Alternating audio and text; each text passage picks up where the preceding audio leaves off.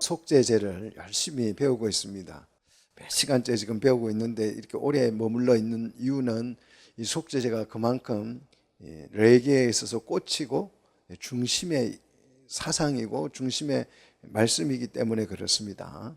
그런데 오늘부로 속죄제를 끝내려고 합니다. 마무리를 할 텐데요. 이제 마무리를 하기 전에 우리가 속죄제의 구조를 한번 한 7단계로 이렇게 나누어서 한번 생각을 해 보십시다. 1단계는 2마리 염소를 선택하는 거였죠. 한 마리는 여호와를 위한 염소, 그다음 한 마리는 아사셀을 위한 염소라 그랬죠. 그죠? 2마리를 선택하고 2단계로 넘어오면 여호와를 위한 염소는 어떻게 해요? 속죄일에 속죄 제물이 되게 하는 거죠. 여호와를 위한 염소는. 그런데 이 염소의 피는 속죄하는 대상이 중요합니다. 속죄하는 대상이 사람이 아니고 뭐다? 제단이고 지성소고 그 성소다. 그래서 왜 이걸 정화를 시키냐면 거기에 누가 임재하기 때문에, 하나님이 임재하셔야 하기 때문에 그렇습니다. 자, 왜 그러면 인간이 죄를 지었는데 왜 저 갈릴리 끝에서 죄를 지었는데 그 예루살렘에 있는 성전을 정화를 합니까? 죄가 어떻게 한다고요? 우리 인간이 죄를 지으면 그 죄가 화살처럼 쭉 날아서 어디가 달라붙는다고요? 제단에 성전에 가서 막 덕지덕지 달라붙는다는 거요. 자, 성전에 달라붙은 이 죄가 성전을 더럽힌다는 거예요. 고린도전서 한번 보십시오. 고린도전서 3장 17절에 보면 하나님의 성전을 더럽히면 그랬어요. 하나님의 성전이 더러워지는 거죠. 우리가 죄를 지으면 성전이 더러워진다고요. 이 개념을 잘 이해하셔야 돼요. 자, 그래서 죄가 성전에 달라붙어서 성전을 더럽히기 때문에 이 염소의 피로 성전을 뭐 한다고요? 정화한다. 자, 성전에만 죄가 달라붙는 것이 아니고 그 민수기 35장을 한번 열어보십시오. 35장 33절을 보시면 우리의 죄가 성전만 더럽히는 게 아니에요. 땅에 달라붙어요. 땅을 더럽힙니다. 이런 얘기는 사실 여러분 교회 다니면서 별로 듣지 못한 얘기죠. 땅을 더럽혀요. 성경에 보십시오. 민수기 35장 33절 너희가 거하는 땅을 더럽히지 말라 그랬어요. 더럽히지 말라. 자, 이 땅을 더럽히는 죄가 무슨 죄예요? 한번 보세요. 땅을 더럽히는 죄가 무슨 죄예요? 피 흘리는 죄. 땅에 피를 흘리면 땅이 어떻게 된다고요? 더러워진다. 전쟁을 해가지고 땅에 피가 쏟아지면 그거 땅이 더러워지는 거죠. 가인이 아벨을 죽였을 때 땅이 더러워졌죠. 그죠? 땅이 더러워지는 거죠. 또 땅을 더럽히는 이 죄가 에레미야에 보면 한번 보십시오. 에레미야 3장 9절. 자, 에레미야 3장 9절을 보시면 땅을 더럽히는 죄가 또 하나 있어요. 이게 무슨 죄인지 에레미야 3장 9절에 보십시오. 자, 무슨 죄가 땅을 더럽힙니까? 음란히 행함은, 음행이 땅을 더럽히는. 우리가 지금 땅을 더럽히고 있는 거죠. 동성애다 뭐다 불륜이다 뭐다 해가지고 땅을 지금 엄청나게 더럽혀요. 이 땅을 더럽히면 이 땅에 우리가 어떻게 돼요? 땅에서 자, 레위기 18장 24절로 25절 보십시오. 자, 레위기 땅을 더럽히면 어떻게 되냐? 자, 레위기 18장 24절로 25절에 땅을 더럽히면 땅이 구토를 해요. 더러운 걸 먹으니까 땅이 토하는 거죠. 그래서 땅을 더럽혀서 땅이 더러워지면 토해내는 것을 바벨론 포로 생활이라 그러죠. 가나안 땅이 너무 역겨워서 토해냈더니 바벨론으로 포로가 가더라는 거죠. 자, 이 음행은 굉장히 성경에서 큰 죄로 취급해요. 음행에는 양면성이 있습니다. 이 음행이 땅도 더럽히지만 고린도전서 6장 18절에 보면 뭐도 더럽혀요?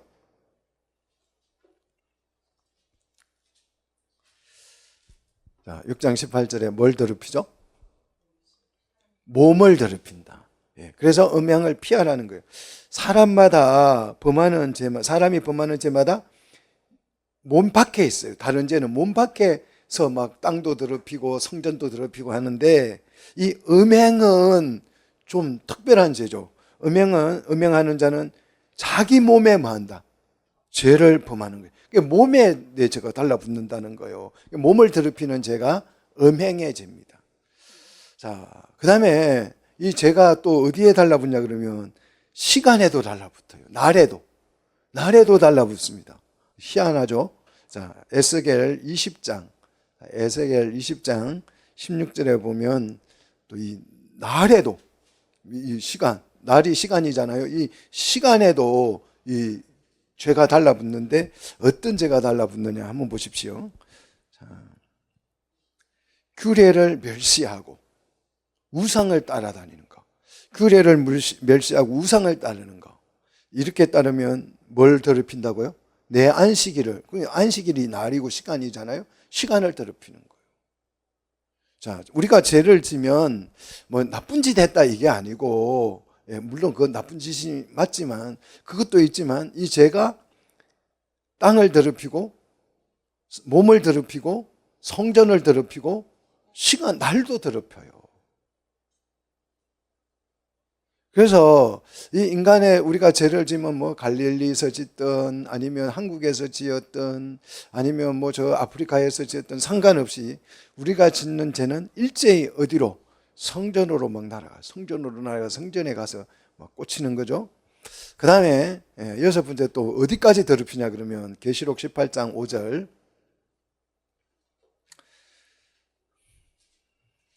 자, 계시록 18장 5절. 어디에 사무친다고요? 하늘에 사무친대. 하늘에.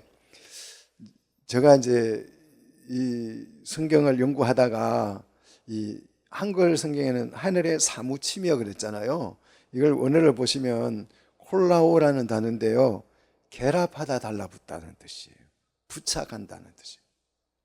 그래서 죄를 지으면 막 신학자들 레이기 강의하면서 제가 막 성전에 달라붙는다는 얘기를 해요. 근데 어떻게 제가 뭐 그렇게 막 공중을 타고 막 날아가서 성전에 달라붙냐, 이걸 말해주는 사람이 없어요. 몰라요. 제가 찾아낸 거예요. 사무치다는 이 원어를 보니까 달라붙다예요. 그래서 이 단어를, 콜라오라는 단어를 가지고 성경을 보면 성경이 또 다르게 보여요. 너무너무 신비하게 달라붙다, 착 달라붙는다는 뜻입니다. 자, 죄는 달라붙게 하는 역할을 해요. 악교 역할. 뭘 붙일 때 본드, 악교잖아요. 악교로 딱 달라붙게 하잖아요. 자, 사단에게 이 죄가 달라붙어서 뭐가 됩니까? 사람이 죄를 지으면 사단과 사람을 이렇게 찰싹 달라붙여 가지고 뭘 만들어요? 음부를 만들어요. 그래서 사망에 이르게 하는 거죠. 자, 근데 사랑은, 죄가 말고 사랑은 사람과 그리스도를 어떻게 해요? 사정없이 달라붙어 가지고 뭘 만들어요? 교회를 만들어요. 이 원리가 그런 거예요. 원리가. 그래서 예수님이 마태복음 그 17장에서 교회를 이야기하면서 음부와 대조를 해요. 교회는 음부를 이기는 권세를 가졌다. 맞대응된다는 말이죠. 굉장히 중요한 얘기들이에요. 자, 그래서 교회가 돼서 생명에 이르게 하고, 사랑은 그리스도와 달라붙게 해서 연합해서 한 몸이 되어서 교회가 되고 생명에 이르게 하지만, 죄는 사단과 사람을 달라붙어 가지고 연합시켜서 음부를 만들어서 사망에 이르게 한다는 거죠. 자, 죄가 성전에 달라붙어서 성전을 더럽히기 때문에 이제 여호와를 위한 염소가 속죄 제물이 되어서 성소를 뭐한다? 정화한다는 거예요. 그래서 죄는 땅과 사람과 성전과 하늘에까지, 이게 막 독화살처럼 우리가 죄를 지으면 막 날아가서 달라붙는 거예요. 그래서 그리스도께서 성전에 오셨을 때에 인간의 모든 죄가 목과 창과 가시가 되어가서 성전에 서신 우리 주님에게 이게 독화살로 꽂혀서 그리스도를 공격한 사건, 이 사건을 우리는 뭐라고 불러요? 십자가의 사건이다, 이렇게 부르는 거예요. 그래서 우리 죄는 못이 되어서 예수님의 몸을 찔러서 생명을 파괴했죠. 예수님의 생명을 파괴했고, 우리 죄가 창이 되어서 예수님의 옆구리를 찔러서 예수님의 사랑을 파괴한 거죠. 그죠? 옆구리에서 사랑이 나오잖아요. 그죠? 가시가 되어서 머리를 찔러서 그리스도의 통치를 파괴한 거죠. 자, 성경은 그리스도와 성전을 동일시 여겨요. 예수님과 성전을 동일시 여깁니다. 그래서 인간의 죄는 뭘 파괴합니까? 성전을 파괴하는 거예요. 그게 그리스도에 대한 파괴죠. 그래서 예수님이 요한복음 2장 19절에 이렇게 말합니다. 자, 요한복음 2장 19절에 뭐라고 말씀하냐 그러면, 야, 성전을 한번 파괴할 테면 파괴해봐. 헐라면 한번 헐어봐. 뭐 죄 짓고 그래. 성전을 한번 헐어봐. 그러면 헐으면 내가 어떻게 한다고요? 사흘 동안에 성전을 일으킨다 그랬어요. 자, 성전을 일으킨다는 말은 무슨 뜻입니까? 예수님이 죽었다가 그 우리 죄로 인하여서 십자가에 못 박혀서 완전히 파괴됐다가 부활한다는 뜻이에요. 몸에 대한 얘기예요. 예수님은 성전과 자기 몸을 동일시 여겨서 말씀하는 거죠. 자, 지금도 실제로 인간의 죄가 성전을 공격하고 있는 거죠. 성전을 지금 파괴하고 있는 거예요. 우리가 죄를 지으면 그 죄가 그냥 나쁜 짓 했다 이게 아니고 그 죄가 성전을 공격하는, 그리스도를 공격하는 것입니다. 그래서 성전을 파괴시켰던 그 사건이 바벨론 사건이에요. 그래서 예루살렘 그 솔로몬의 성전이 그렇게 정성 들여서 지었는데 어떻게 됐어요? 파괴됐잖아요. 지금도 성전이 파괴됐죠. 예루살렘 성전이 돌 위에 돌 하나도 남지 않고 완전히 무너져 버린, 인간의 죄가 성전을 파괴한다는 것입니다. 자, 이것을 성경적으로 표현하면 사단이 예수님의 발꿈치를 상하게 한다, 이 말씀이죠. 하지만 그 피로 죄를 대속하고 3일 만에 부활함으로써 주님이 새 성전을 세워준 거죠. 이렇게 세워진 성전이 바로 저와 여러분인 줄 믿으시기를 축복합니다. 그래서 성전과 그리스도는 같은 것이다. 또 성전과 성도도 성전으로 표현해요. 참 성경은 재밌어요. 그죠? 예수님을 성전으로 표현하고 몸이라고 이야기하면서 또 성도들을 하나님의 뭐라 그래요? 성령이 가는 성령의 전이다, 성전이다 하는 뜻이에요. 그러니까 성전을 그리스도로 표현하기도 하고 성도들로 표현하기도 하죠. 그래서 성전에서 우리는 그리스도와 한 몸이 된다는 것을 설명하고 있는 것입니다. 우리를 죄와 사망에서 구원했어요. 이 염소의 피가, 여호와를 위한 속죄제의 염소의 피가 죄와 사망에서 우리를 구원해서 우리를 법정적 의인으로 만들었습니다. 법상 여러분은 뭐예요? 의인입니다. 믿습니까? 별로 안 믿는 것 같아. 법상 여러분은 누가 뭐라 해도 여러분은 의인이에요. 법상 의인이에요. 법정상 의인입니다. 이 개념이 굉장히 중요하죠. 법정상 의인, 칭의를 받은 사람이다.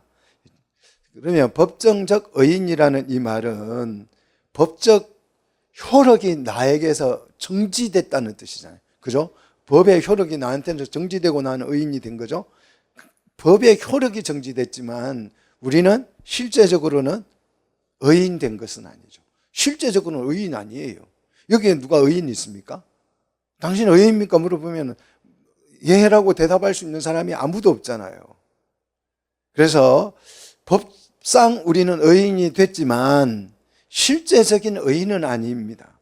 여전히 우리 속에서 지금 제가 이글이글 막 꿈틀꿈틀대고 조금만 건드리면 막 우락부락하고 그냥 쟤들이 막 툭툭 튀어나오잖아요. 뭐가 의인이에요? 목사님들은 화낼 것 같죠. 목회하는 데 가보면 막 그 목사님들 모임에 가면 보도 못해요. 똑같은 정말 평신도 하나도 다르지 않는 그런 죄가들이 막 득실득실합니다. 우리는 법정상 의인이지만 실제적으로는 의인이다 아니다. 의인이 아니다는 거죠. 예수님은 이 문제를 해결하기 위해서 법정적 의인이 된 우리와 새 언약을 체결합니다. 주님이 새 언약을 체결해요. 자, 이 새 언약은 행위 언약입니다. 자, 처음에 하나님께서 교재 보니까 제가 배우시는 것 같아요. 처음에 하나님과 에덴 동산에서 맺은 언약은 행위 언약이었죠. 그런데 이 행위 언약을 깼잖아요, 인간이 범죄함으로써. 그래서 이 구원하기 위해서 은혜 언약이 주어졌어요. 그래서 우리가 지금 아는 데까지는 은혜의 언약을 우리는 받아서 이제 구원받았다, 그러니 끝났다, 이렇게 여기까지 지금 신학자들이 성경을 가르치죠. 여기까지만 가르쳐요. 그 뒤에는 몰라요. 그런데 주님이 우리와 새 언약을 맺습니다. 법정적 의인이 된 사람과 새 언약을 맺는데, 이 새 언약이 행위 언약이에요. 복귀하는 거예요, 행위 언약으로. 그래서 이 행위 언약의 핵심은 뭡니까? 너희가 서로 사랑하라는 거예요. 사랑을 해라는 거예요. 이거는 행동하는 거죠. 사랑은 행동을 해야 그게 실현이 되는 거예요. 그래서 행위 언약으로 이제 복귀를 하게 되는데, 행위 언약을 통해서 우리 속에 있는 법정적 의인이 됐지만 여전히 우리 속에 남아있는 이 죄의 성향까지를 뭐하냐면 제거할 거예요. 예, 행위 언약을 통해서, 새 계명을 통해서, 새 언약을 통해서 우리 속에 있는 죄의 성향까지를 제거합니다. 제거하는 이 일을 해서, 이거에 제거가 되면 교회가 되어가고 결국은 하나님의 나라가 세워지는 거예요. 자, 죄의 성향까지를 제거하는 일은 역시 이것도 우리 홀로는 불가능합니다. 이것도 그리스도의 도움이 필요한데요. 죄를 제거해버리는 역할을 하는 기능, 이 역할을 누가 하느냐? 오늘 3단계죠. 속죄일의 3단계, 속죄일의 아사셀의 염소가 이 일을 할 거예요. 자, 여호와를 위한 염소는 성전을 정화시켜서 우리를 죄와 사망에서 구원해서 법정적 의인으로 만들었다면, 속죄일의 아사셀의 염소는 우리 속에 있는 죄의 성향을 어떻게 해버린다고요? 제거해서 실제적인 의인으로 만들 것입니다. 그래서 이 아사셀을 위한 염소는 제물이 아니에요. 이거는 제물이 아니에요. 제물은 어떻습니까? 죽어야 되잖아요. 근데 이 아사셀의 염소는 죽이지 않고 산채로 남겨둬요. 죄를 옮겨야, 운반해야 되기 때문에. 그래서 아사셀을 위한 염소는 제물이 아닙니다. 자, 속죄제를 위한 속죄제물 염소는 죽어서 성전에 달라붙어 있는 죄를 종화시킵니다. 아사셀의 염소는 살아서 인간의 모든 죄를 옮겨서 제거해 버릴 거예요. 우리 죄를 다 짊어지고 가서, 인간의 죄를 실제로 짊어지고 가서 옮겨서 갖다 버릴 거예요. 그래서 우리를 실제적인 의인으로 세울 것입니다.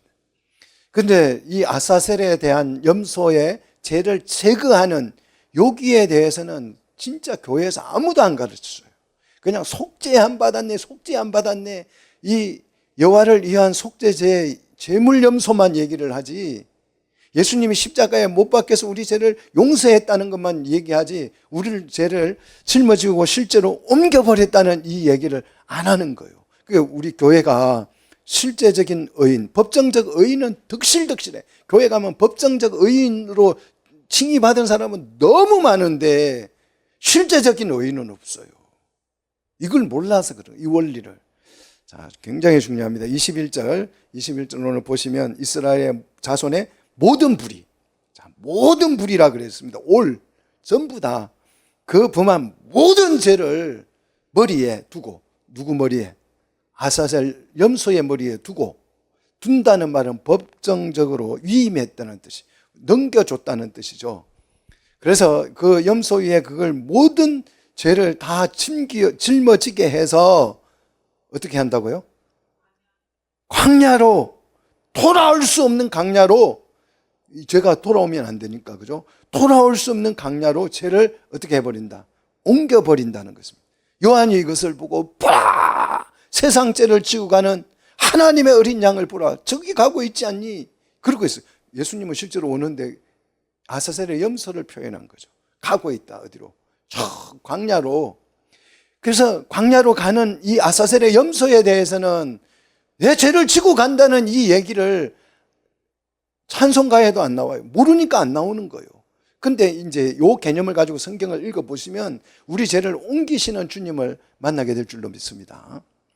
동이 서에서 먼 것처럼 우리 죄를 아주 멀리 옮겨버릴 줄로 믿으시기를 축복합니다.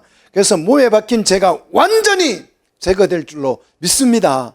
뼛속에 있는 죄도, 영혼 속에 박힌 죄도 다 사라져 갈 줄로 믿습니다. 자, 이 죄는 우리 몸에 달라붙어서 우리 몸에 속죄함을 받았지만, 법정적 의인이 됐지만, 이 죄가 여전히 우리 몸에, 성전의 죄는 용서가 됐는데 몸에 달라붙어 있는 죄가 우리 속에 꽉 달라붙어 가지고 뭘 만들어내느냐? 뭘 만들어낼 것 같아요? 죄가 달라붙어 가지고 가르쳐 줘야 알죠. 악한 생각을 만들어.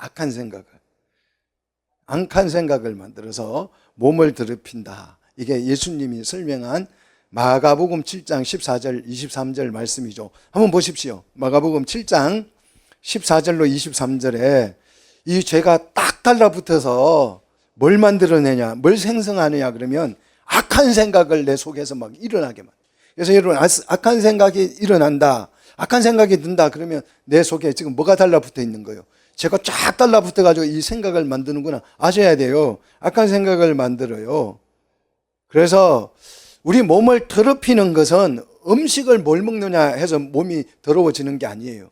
몸 안에서 나오는 것이 우리를 더럽히는데, 자, 몸 안에서 나오는 것이 죄에 오염된 생각, 이 오염된 생각이 몸을 더럽힙니다. 그러면 악한 생각에서 뭐가 나오냐? 자, 12가지가 나와요. 많이 나오죠? 12가지가 나오는 첫 번째 나오는 게 뭐예요? 음행입니다. 음행이 나와요. 첫 번째 나오는 죄가. 그래서 도둑질, 살인, 간음, 탐욕, 악독, 속임, 음탕, 질투, 비방, 교만, 어리석음, 우매, 이 어리석음, 우매까지 나오는데요. 자, 중요합니다. 첫 번째 악한 생각이 뭐다? 음행이다. 성적 부도덕. 야, 성경은 이 성적 부도덕에 대해서 얼마나 중요하게 여기는지 몰라. 이 죄가 얼마나 심각한 죄다 하는 것을 강조하는지 몰라. 왜 음행을 성경은 이렇게 막 정말, 아니, 동성연애 그거 좀 하면 어때서? 냅두면, 좋아서 하는 건 냅두면 안 돼? 그럴 수 있어요. 근데 성경이 왜 이 음행에 대해서 이렇게 중요하게 여기느냐? 이 죄가요, 성적인 이 죄가 몸도 더럽히고 땅도 더럽혀요. 몸도 더럽히고 땅도 더럽혀요. 그래서 경건한 자손은 출산을 해방해요. 우리는 창조의 목적이 뭐예요? 생육하고 번성하여 땅에 충만하여서 하나님의 백성을 이룰 거예요. 하나님 교회를 이룰 거예요. 하나님 나라를 이룰 거예요. 이게 창조의 목적이에요. 그런데 이 음행이 이 목적을 어떻게 합니까? 달성할 수 없도록 만드는. 사단이 정말 탐내는 죄가 음행이에요. 음행. 그러니까 가장 먼저 간음죄를 폐지시킨 거 아니에요. 죄 중에서. 그 많은 죄가 막 죄를 지정하는 그런 게 많아요. 근데 왜 1번 죄를 지우자 하는 게 간음죄예요? 여러분 신기하지 않으세요? 지금 사단이 이런 전략을 이게 여러분 눈에 보이시기를 축복합니다. 정말 이건 못 보고 신앙생활하면 그냥 당하는 거예요. 자, 그래서 이 음행이 만들어지고 도둑질이 나오고 계속 쭉쭉 나와서, 자, 마지막에 나오는 죄가 뭐예요? 마지막에 우매죠. 우매. 어리석은 거. 우매. 어리석음입니다. 자, 어리석다. 우매하다. 우매한 것은 뭘 모른다는 것이에요. 그렇죠. 영어 수학 이거 모르는 거, 이걸 우매하다고 하잖아요. 하나님을 모르는 거. 이게 어리석음이에요. 그래서 어리석은 자는 마음에 이르기를 하나님이 없다 한다. 이 어리석음에서 나오는 것입니다. 자, 어리석음은 하나님을 모르는 것이고 하나님을 경외할 줄 모르는 거죠. 그게 지혜의 없음입니다. 지혜의 근본은 하나님을 경외하는 거죠. 그래서 여호와를 모르고 하나님을 경외하지 못하기 때문에 그런 사람을 우리는 불신앙인, 그렇잖아요. 불신앙이라고 말하잖아요. 불신자라고 말하잖아요. 그죠? 자, 악한 생각이 생산해내는 죄악들의 결과는 최종 뭘 만들어요? 우매를 만드는 거죠. 불신앙을 만들어요. 그래서 이 지금 음행으로 시작된 죄가 쫙 펼쳐져 가지고 세상을 지금 우매하게 만듭니다. 불신앙을. 그래서 교회가 안 되는 거예요, 지금. 예수 믿는 사람이 자꾸 줄어드는 거예요. 이 현상을 보실 줄 알아야 돼요. 그래서 죄의 결과의 목적은 불신앙을 생산하는 것입니다. 하나님을 경외하지 못하게 해방하는 것입니다. 이 악한 생각의 시작은 어디에서, 무슨 죄에서 시작된다고요? 음행에서. 그래서 성평등이다, 동성애다, 간음죄 폐지다, 낙태를 허용하자. 낙태 허용해서 마음껏 불륜하자는 얘기잖아요. 그래서 애 생기면 떼버리면 되고, 그거 하려고, 아니, 가족, 부부가 임신하면 막 축하하고 박수치고 그럴 일이에요. 그런데 불륜을 하면 이거는 놓으면 안 되잖아요. 그러니까 떼버리자는 거예요. 음행하고 싶어서 낙태를 허용해달라고 요구하는 거예요. 아셔야 돼요. 자, 그래서 음행은 성도를 죽이는 죄입니다. 그래서 이 바벨론의 금잔에 뭐가 들었다고요? 성도를 죽여서? 예, 성도의 피가 가득히 들었다. 음행으로 죽입니다. 자, 인류는 음행으로 망하는 거예요. 여러분 정말 정신 차려서 이걸 이해하셔야 됩니다. 음행은 그래서 결국 낙태를 찬성하게 만들어서 생명을 파괴하죠. 음행은 낙태로 필연적으로 이어지게 되어 있고, 왜냐? 그리스도의 자손을 죽여야 하기 때문에. 음행은 시작하는 죄입니다. 그래서 창조 명령을 파괴하고 생육 번성을 하지 못하도록 만드는 죄죠. 그래서 하나님의 백성 출산을 못하도록 해방하는, 그래서 경건한 자손을 얻지 못하게 만드는, 결국 우매함에 이르러서 하나님을 떠나게 만드는 죄가 바로 음행이다. 여기에서 죄에서 출발을 한다는 거예요. 그래서 세상은 지금 음행을 합법화시켜달라, 사람들이 이렇게 요구하고 있다고요. 여러분 너무 놀랍지 않으세요? 너무 당황스럽지 않으세요? 어떻게 음행을, 불륜을 합법화시켜달라고 할 수 있냐고요. 네, 정말 이런 일이 일어나고 있습니다. 자, 몸에 달라붙어 있는 죄가 구원받은 성도들을 지속적으로 괴롭혀요. 여러분 심각하게 괴롭히고 있죠? 마귀는 그래서 이 죄의 틈을 타서 구원받은 성도들을 어디로? 다시 죽음으로 끌고 가려고 하죠. 그래서 하나님의 백성 교회로 서지 못하게 해방하고 있습니다. 인간은 이 죄, 우리 속에 있는 이 죄를 노력이나 경건의 훈련으로 극복할 수 없어요. 막 죄 때문에 힘들으면 뭐 기도 열심히 해, 성경 열심히. 자, 전부 다 헛일이다. 노력을 해서 죄를 없이 한다는 것은 헛일입니다. 그죠? 그래서 우리에게 절실히 요구되는 게 뭐예요? 아사셀의 염소. 아사셀의 염소가 이해되셔야 돼요. 아사셀의 염소가 이제 우리 죄를 어떻게 할까요?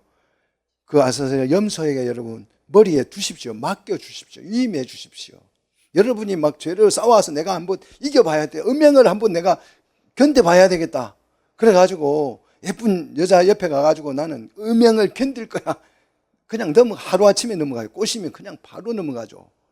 그래서 음행은 피하는 것이다. 피하면 돼요. 대신에 이 음행을 내가 가지고 있으면 안 되고 어떻게? 아사셀의 염소 머리 위에다가 두는 거예요. 위탁하는 거예요. 맡기셔야 돼요. 맡기는 일을 안 한다고요. 우리 예수 믿는 사람들. 이거 아사셀 염소를 이해를 못하니까 안 맡겨요. 자, 여기서 중요한 것은 아사셀 염소 홀로 우리의 모든 불의와 죄를 짊어지고 가는 것이 아니에요. 이 원리가 굉장히 중요합니다. 아사셀 염소한테 주면 아사셀 염소가 알아서 셀프로 처리해 주는 게 아니고 속죄제 염소처럼 홀로 그냥 우리 죄를 짊어지고 십자가에 가서 못 박혀 죽는 것이 아니고, 아사셀 염소는 홀로 가지 않습니다. 누구랑 같이 가요? 누구랑 같이 간다고요? 지난 시간에 배웠잖아요. 미리 정한 사람과 속죄제로 정결하게 함을 입은 그 사람, 우리는 그걸 그리스도인이라 그래요. 이 사람과 함께 가는데 이게 속건제 원리와 패턴이 똑같아요. 자, 애굽에서 어린 양의 피로 우리는 속죄함을 받아서 구원을 받았어요. 그런데 광야로 나오니까 인간만 나온 게 아니죠. 누가 함께 했어요? 구름 기둥과 불 기둥이 하나님이 함께 가잖아요. 광야길은. 그죠? 애굽에서 구원받을 때는 순전히 어린 양이 피를 흘려서 우리를 구원해 준 거예요. 이거는 속죄제예요. 그런데 광야길을 갈 때에, 이 길을 갈 때는 구름 기둥과 불 기둥 하나님이 동행하잖아요. 이게 지금 아사셀 염소와 미리 정한 사람이 함께 광야를 가는 그것을 설명하고 있는 거죠. 자, 우리가 아사셀 염소와 함께 죄의 성향까지 버리려 함께 광야길을 걷고 있는 것입니다. 지금 현재 상황은 걷고 있는 거예요. 그래서 죄를 내다 버릴 것입니다. 자, 죄를 내다 버리기 때문에 이거는 속죄하는 게 아니에요. 그러니까 제사가 아니죠. 그냥 배상을 하는 거죠. 자, 이것은 속건제의 원리와 같다는 것입니다. 그래서 속죄제는 성전의 죄를 자동적으로 우리가 아무것도 안 해도 자동으로 속죄제의 피가 자동으로 막 분사해서 성전을 깨끗하게 합니다. 그런데 우리 속에 있는 죄의 성향은 자동으로 제거가 되지 않아요. 반자동입니다, 이것은. 그래서 속죄제는 자동이고 속건제는 반자동이었죠. 그죠? 우리가 죄값, 예수님이 죄를 용서하면 우리는 죄에 대한 배상을 해줘야 속건제가 완료된다 그랬잖아요. 그죠? 이 아사셀의 염소가 똑같은 것입니다. 그래서 자동으로 속죄되면 가만히 있어도 되는데 자동으로 속죄가 안 되기 때문에 우리 인간의 능동적인 참여가 필요하다는 것이. 죄를 제거할 때는 인간은 아사셀 염소와 함께 광야를 가야 합니다. 근데 많은 성도들이 오늘 구원받았어, 이제 끝, 이러고 있는 거예요. 전부 다 사실 제대로 정확하게 말하면 여러분은 구원파예요. 우리 장로교 모든 성도들은 한두 명 빼고는 전부 다 구원파입니다. 구원받았으니 끝, 이러고 있어요. 광야로 가려고 하지 않아요. 누구와? 아사셀 염소와 길을 안 가는 거예요. 갖다 버려야 되는데 안 버리고 가만히 가지고 있는 것입니다. 그러니까 계속해서 우리 속에서 죄가 우리를 괴롭히고 있는 거죠. 자, 하나님이 속죄할 때는 가만히 서서 너를 구원하는 것을 지켜보라 그랬어요. 요것만 하니까 가만히 있는 거요. 가만히. 주님이 다 용서하셨지 뭐. 가만히 나는 있으면 돼. 이러고 있는 거예요. 능동 참여를 하지 않습니다. 자동 세차가 아니에요. 가만히 있어도 깨끗하게 되는 게 아닙니다. 우리가 죄를 아사셀 염소와 함께 어떻게 해야 돼요? 갖다 버려야 돼요. 근데 안 버리고 있는 거예요. 여러분 오늘 버리시기를 축복합니다. 염소, 아사셀 염소 위에 위탁해서 주님과 함께 길을 가십시오. 그게 자기 십자가 지는 것이라 그랬잖아요. 그래서 바울은 끊임없이 우리에게 이 아사셀의 염소와 함께 광야길을 가는 것을 이렇게 표현합니다. 선한 싸움을 해라. 선한 싸움을 해라. 이게 뭔 말인지 몰라요. 아사셀의 염소와 함께 죄를 지고 어디를 가라는 거예요? 광야로 가서 그 죄를 갖다 버리라는 뜻이죠. 너희 몸을 뭐로? 의의 병기로 사용을 드려라. 이게 능동 참여잖아요. 그런데 구속사적 성경관, 우리 개혁주의의 가장 성경을 이해하는 핵심 사상이 구속사적 성경관이에요. 구속사, 이 속죄제의 염소의 피, 요 얘기만 하는 거예요. 이걸로 성경을 그냥 다 덮어놔가지고 성도들이 그냥 가만히 있는 거예요. 가만히 있어요. 주님이 다 용서하겠지. 다 씻어주겠지. 천국 갈 때 완전히 씻어주겠지. 이러고만 있는 거예요. 죄를 안 내버리면 그 악한 생각이 내게 달라붙어서 음행을 만들고 결국은 불신앙에 이르게 한다는 거예요.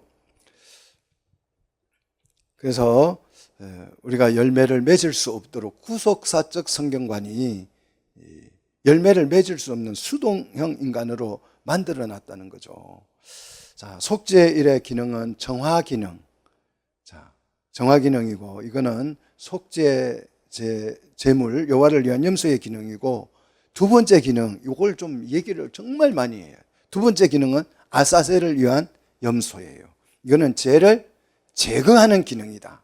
자, 속죄제의 염소는 성전을 정화시키는 기능이고 아사셀의 염소는 우리의 죄를 제거해버리는 기능. 이 두 개를 알아야 성경을 제대로 하는 거예요. 근데 이 기본적인 건데 이걸 여러분 지금 아는 것이 슬픈 일이에요. 오늘이라도 알아서 다행한 일인 줄 여러분 믿으시기를 바랍니다. 그래서 속죄제로 죄를 정화시키면 법정적 의인으로 우리가 세워지고 아사셀 염소를 통해서 죄를 옮겨서 제거하면 우리는 진짜 실제적인 삶의 의인이 되는 줄로 믿습니다. 자, 이렇게 죄를 옮겨버리면 4단계 대제사장의 의식이 나오죠. 23절로 25절에 보니까 세마포 옷을 벗고 몸을 어떻게 해요? 씻고 번제를 드려서 하나님의 소유가 되죠. 그 다음 5단계, 그 다음 5단계는 뭡니까? 26절에 보니까 미리 정한 사람이 아사셀 염소를 내다버리고 어떻게 해요? 돌아오죠.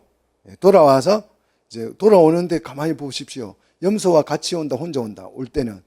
갈 때는 같이 갔는데 올 때는 혼자 온다. 혼자 왔어요. 혼자 와서 뭐 하는지 보세요.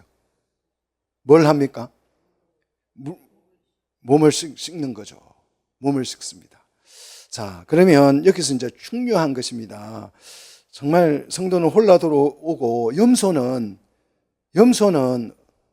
어떻게 될까요? 염소가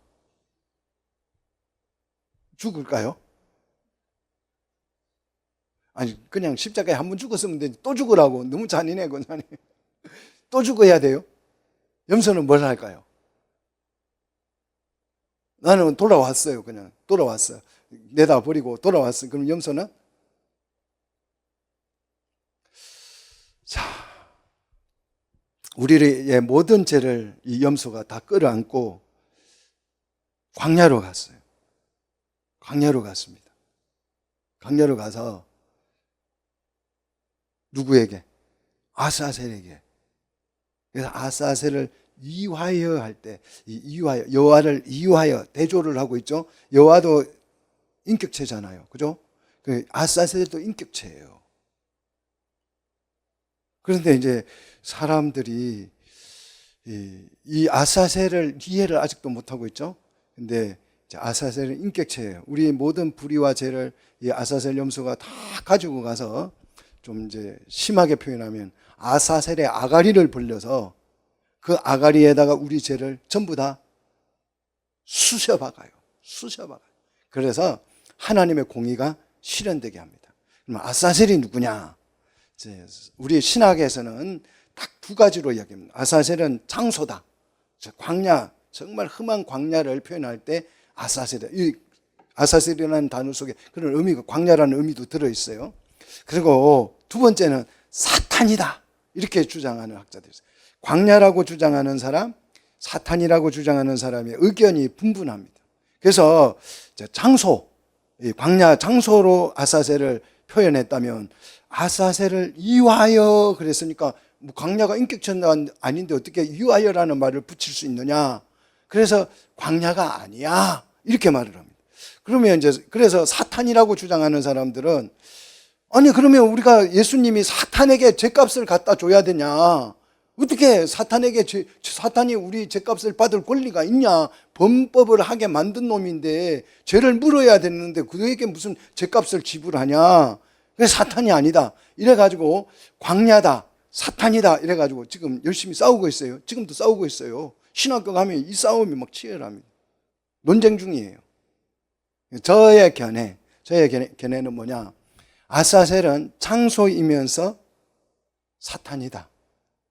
이게 무슨 또 장소면 장소고 또 사탄이면 사탄이지 뭐 또 사탄이면서 장소고 장소면서 사탄이다. 말도 안 되는 소리. 신학자들한테 물어보니까 말도 안 되는 소리예요. 그래서 제가 이제 원리를 설명을 해주니까 이해를 해요. 자, 성전을 장소죠. 성경의 장소죠. 근데 성전은 앞에 이야기했듯이 그리스도를 상징한다 그랬죠. 인격체죠. 그죠? 교회는, 우리는 사람이 인격체예요. 그런데 우리를 보고 또 성전이라 그래요. 하나님이 거하시는 장소니까 처소죠. 그죠? 성경은 인격체와 장소를 막 섞어서 써요. 같이 써요. 같이. 그래서 성경을 이제 쭉 읽어 가시보면 음부가 상터요. 성경 읽어보세요. 음부가 막 삼켜요. 땅도 입을 벌려가지고 뭘 삼킨대. 인격체로 표현하고 있어요. 의인화시킨다고요. 장소를 의인화시킨다고요. 이 개념을 몰라가지고 막 장소다 사탄이다 장소다 사탄이다 이러고 지금 1500년 동안 이러고 있어요. 1500년 동안 제가 가르쳐 줬어요. 자, 아사셀은 장소이면서 인격체죠. 사탄을 상징하죠. 자, 그래서 그리스도께서 인간의 모든 죄악을 사단의 아가리에다가 어떻게 도로 사단의 입에서 죄가 나왔잖아요. 그래서 그 죄를 다시 그 입으로 어떻게 몽땅 집어였는 몽땅 다 반환 집어여서 그 사단을 어디에다가 유황불못 아가리에다가 집어넣는 거예요. 그래서 죄를 어떻게 합니까? 정죄해버리는, 심판해버리는 거죠. 이게 하나님의 공의입니다. 믿습니까? 예.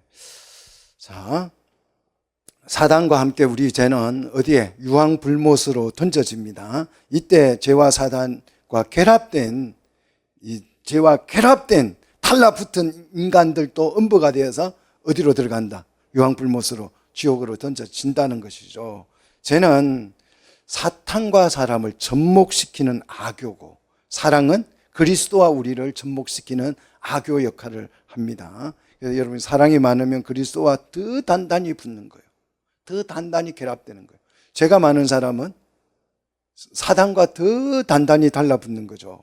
여러분 누구와 결합할 것인가? 불륜과 연합할 것인가?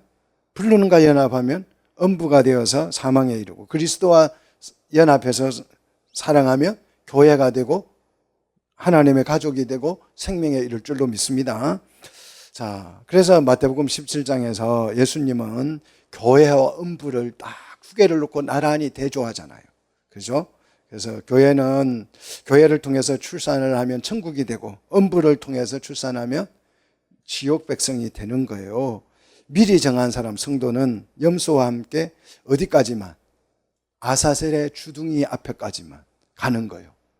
그리고 가서 그리스도께서 그 죄는 처리하고 제거하는 줄 믿으시기를 축복합니다. 자, 그리스도는 모든 죄와 모든 불의를 지고 아예 직접 성경에 보니까 아사셀 몸속으로 들어가요. 사탄의 중심부까지 들어가서 이 죄가 다시는 돌아올 수 없게 하는데, 자, 이것을 이제 진짜 성경에 그런 내용이 있어요? 예수님이 십자가에 못 박혔다는 얘기는 기에 못이 박혔죠. 십자가에 못이 박힌 게 아니고 기에 못이 박히도록 들었어요. 그런데 예수님이 우리 모든 불의를 지고 사단의 깊은 곳까지 들어간다. 이 얘기는 별로 한 사람이 있다 없다? 없다. 제가 그냥 지어낸 얘기가 아니고 저는 지어낸 얘기를 할 줄 몰라요. 성경에 나온 얘기만 하죠. 자, 어디에 나왔냐? 요걸 누가 말해줬느냐? 자, 베드로가 얘기해 줬습니다. 베드로전서 4장 6절에 자, 베드로전서 4장 6절이죠.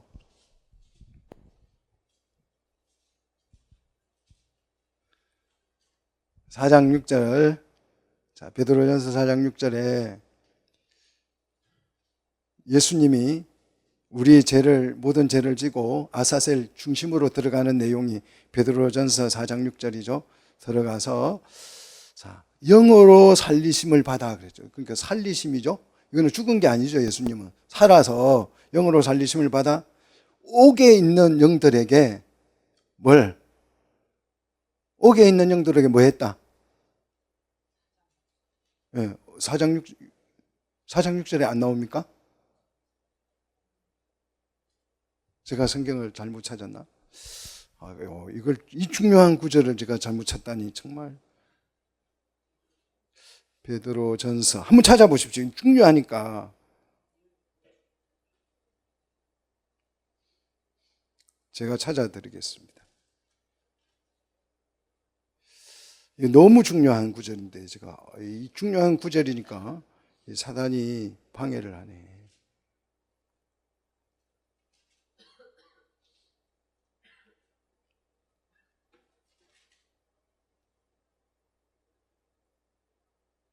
(3장) 19절 맞아요? 그거 맞습니다. 읽어보셔요.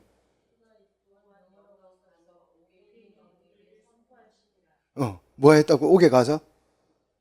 옥에 가서 뭐 했다고요? 선포했다는 거예요. 선포. 자, 옥에 가서 선포했어요. 선포.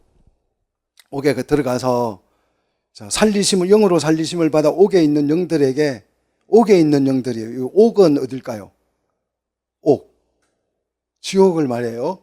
지옥에 들어가서 선포했다. 이 선포라는 단어는 심판을 선고했다는 뜻이에요. 심판을 선고했다는 것입니다. 이게 성경의 난제예요. 이 구절이. 난제입니다. 아무도 해석을 지금까지 못하고 있습니다.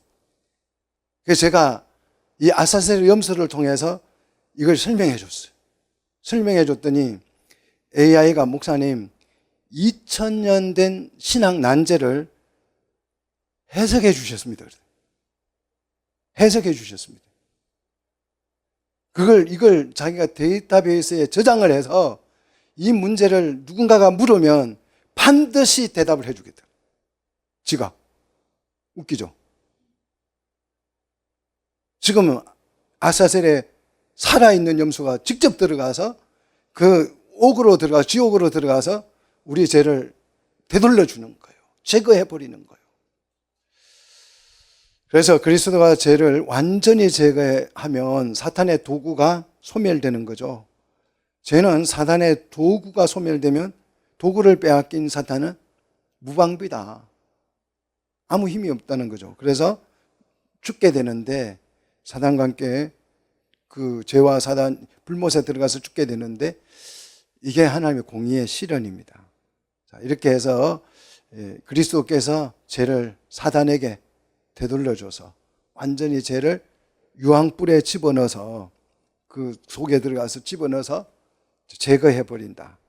그리고 이제 미리 정한 이 사람은 돌아오는데, 자, 돌아와서 몸을 씻고 옷을 빨고 몸을 씻습니다. 그리고 진영에 합류합니다. 그래서 진영과 통합을 이루는 거죠. 한 몸을 이루어서 한 가족 하나님의 나라를 완성하게 가게 됩니다. 자, 그다음 여섯 번째 단계는 27절이죠. 속죄하여 선적 가죽 고기 똥은 밖에서 불사르게 하죠. 그래서 불사른다는 것은 완전한 정화를 의미합니다. 그리고 7단계 28절 속죄일의 완성 단계입니다. 7단계 속죄일의 완성 단계인데 불사른 자가 돌아오죠. 그죠? 돌아와서 옷을 빨고 몸을 씻습니다. 그리고 역시 진영에 합류하여서 속죄일을 완성해요. 자, 중요합니다. 자, 지성소에 들어갔다가 나온 속죄제를 드리고 나온 대제사장도 나와서 옷을 벗고 몸을 씻죠. 그죠? 아사셀의 염소를 데려다 주고 온 사람, 미리 정한 사람이에요. 자, 대제사장이 속죄를 정화를 했으면 얼마나 깨끗하겠어요. 가장 정결한 상태 아니겠어요? 그리고 이 아사셀의 염소도 데려다 주는 사람도 정한 사람이잖아요. 정한 사람이 깨끗하다는 뜻이잖아요. 근데 이 사람도 와서 옷을 빨고 몸을 씻어요. 그리고 이 속죄 제물에 남은 거 뭐 똥이나 이런 걸 버린 진영 밖에 와서 버리고 불사는 그 사람도 또 씻어요. 왜 몸을 씻을 때는 왜 몸을 씻었어요? 부정해졌을 때. 그냥 가장 거룩한 의식을 지금 행한 사람들이 가장 정결해야 되는데 몸을 왜 씻어요? 왜 뭐가 부정하다고? 이 옮기는 과정에서 무엇과 접촉이 됐습니까? 죄와 접촉이 됐기 때문에. 예수님은 이걸 이렇게 어렵게 설명하고 아주 쉽게 설명했어요. 뭐라고 설명하던가요, 예수님? 어떻게 설명해 주던가 이걸 그냥 아주 쉽게 설명하잖아요. 저처럼 어렵게 설명하지 않아요, 예수님. 아주 쉽게 설명했습니다. 이걸 모르니까, 이 원리를 모르니까 예수님의 말 뜻이 뭔지 몰라요. 그거는 그대로 알고 이거는 이거대로 원리도 모르고 그냥 알고 있는 거죠. 자, 요한복음 13장 10절에 미리 정한 사람을 예수님은 이렇게 표현했습니다. 미리 정한 사람은 뭐라고 표현했냐 그러면 이미 목욕한 자다. 속죄제로 법정적 의인된 사람은 미리 목욕한 사람이에요. 목욕한 사람. 근데 살아가면서 막 이제 목욕을 해놓고 이제 왔다 갔다 하다가 보니까 발에 먼지가 묻고 막 강야로 갔다 오고 막 그러니까 발이 어떻게 돼요? 새카맣게 돼요. 그래서 이 목욕한 사람도 뭘 씻어야 된다? 발을 씻어야 한다. 예수님 그렇게 말한 거예요. 온몸이 깨끗한 사람은 발만 씻으면 돼. 이 얘기한 거예요. 근데 이 아사셀의 염소의 원리를 모르니까 이 말이 무슨 말인지 도대체 베드로도 몰라잖아요. 베드로도. 그래서 아이고 무슨 항성에 발을 씻어줍니까? 아, 노. 발은 누가 씻겨줘야 돼요? 예수님이 씻겨줘야 돼요. 우리 스스로 못 씻어요. 예수님과 내가 예수님에게 발을 씻도록 발을 거저줘야 돼요. 예수님 요구하잖아요. 그죠? 목욕할 때는 예수님이 야, 옷 벗어. 내가 씻어줄게. 그런 얘기를 합니까? 안 합니까? 안 했어요. 그냥 예수님이 십자가에서 피를 철철 흘려서 그냥 나는 뭣도 모르고 있는데 그냥 주님이 보혈로 우리를 깨끗하게 했어요. 그게 온몸이 씻은 거예요. 근데 발 씻을 때는 예수님이 야, 발 거저, 양발 벗어, 발 꺼내. 우리는 거기에 순종해야 돼요, 안 해야 돼요? 우리가 참여를 해야 돼요. 똑같은 원리예요. 말씀이 좀 이해가 되세요? 이해가 되셔야 돼요. 그래서 베드로가 아이고 무슨 항송하게 나 안 씻을래요. 그러니까 예수님이 베드로 보고 뭐랬어요? 너 오늘부터 너와 나는 뭐다? 끝이다. 상관없다. 근데 목욕한 것만 우리는 계속 이야기해요. 목욕했으니까 깨끗하게 했으니까 막 샘물과 같은 보혈 막 이러면서 깨끗했으니까 이제 끝. 발을 씻으려고 해요, 안 해요? 안 해요. 발을 내주지를 않는다고요. 발은 내 발이에요. 아이고 향송하게 무슨 이러고 있는 베드로처럼. 베드로가 이걸 이해하고 주님이 나의 죄를 다 짊어지고 어디 가셔서 옥에 가셔서 심판을 선언했구나. 이걸 안 거예요. 여러분, 이 발 씻는 것이 아사셀 염소와 함께 광야길을 가는 것입니다. 믿습니까? 그래서 죄를 내다 버리는 거예요. 자, 가룟 유다는 속죄 단계에서 중단을 했거나 발을 씻지 않았습니다. 어쩌면 목욕조차 안 했는지 모르겠습니다. 그냥 예수님을 따라다닌 사람, 가룟 유다는. 그래서 제가 쫙 달라붙어 있으니까 예수님을 따라다니는데 사실은 누구와 달라붙어 있는 거예요? 사단과 그 사단이 이 가룟 유다 속에다가 뭘 넣었어요? 악한 생각을 넣었어요. 그 예수님을 판 거예요. 사랑하는 성도 여러분, 발까지 씻어야 정화가 됩니다. 속죄 1이 완성이 됩니다. 정말 중요해요. 속죄제가 완성되는 것과 속죄 1이 완성되는 것은 차원이 다른 개념이에요. 우리는 속죄가 완성되는 얘기만 지금까지 하고 왔습니다. 속죄 1을 완성해야 돼요. 속죄 1을 완성하려면 어떻게 해야 된다고요? 발을 씻어야 한다. 자, 발 씻기는 일이. 그러니까 또 이제 이게 막 수건을 가지고 그냥 발을 씻겨요. 그냥 교회 와서 막 애족식이다 그래가 정말 답답해 죽겠어요. 막 성도들을 감동시키는 거죠. 막 목사님이 앉아. 그래가지고 막 그거 가면 이제 목사님이 물때 넣고 허리를 수건에다가 동이고 무릎을 꿇고 이제 성도들이 의자에 앉혀가지고 발 내밀어 그러면 또 씻어줘요. 엄난 행위입니다. 엄난 행위. 그 발 씻으면서 무슨 생각하겠어요? 멀쩡한 사람이면 무슨 생각하겠어요?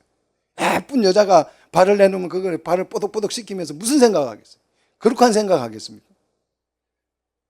엄난히 잡아먹는 거예요. 교회에 다 잡아먹는 거예요. 그래가지고 뭐 애족식이다. 우리 목사님 내 발식. 그 발식이가 손이 없어 발이 없어. 그 발을 왜 씻어다 주냐고요. 정신없는 사람들이. 사랑하는 성도 여러분, 성경을 아셔야 이런 데 안 속아요. 멀쩡한 교회들이 그러고 있다니까. 멀쩡한 교회들이. 성경을 아시며 이해를 하시며 와, 이게 발 씻어주는 이게 나의 죄를 완전히 이제 마무리 짓는 제거하는 단계구나. 이 개념을 몰라요. 아사셀의 염소를 모르니까 아사셀에 대해서 뭐 설교를 안 해버리죠. 말을 모르니까. 그리고 이제 다 속죄 받았네. 속죄 완성했네. 주님이 완성했네. 십자가에 못 박히. 십자가만. 요 얘기만 안 지나서나 하고 있죠. 귀에 막 이게 복음이야 이러면서. 십자가를 복음과 연결시킨 적이 단 한 번도 성경에 나오지 않습니다. 천국 복음이죠. 자, 속죄 제를 완성하고 우리는 나아가서 이제 죄를 완전히 제거하고 돌아와서 속죄 1을 완성해야 됩니다. 믿습니까? 속죄의 날을 완성하면 하나님의 나라가 시작되는 거예요. 자, 오늘 속죄 1을 속죄제가 아니고 속죄 1을 완성하여서 하나님의 나라에 참여하는 우리 성도들이 되시기를 주의 이름으로 축복합니다.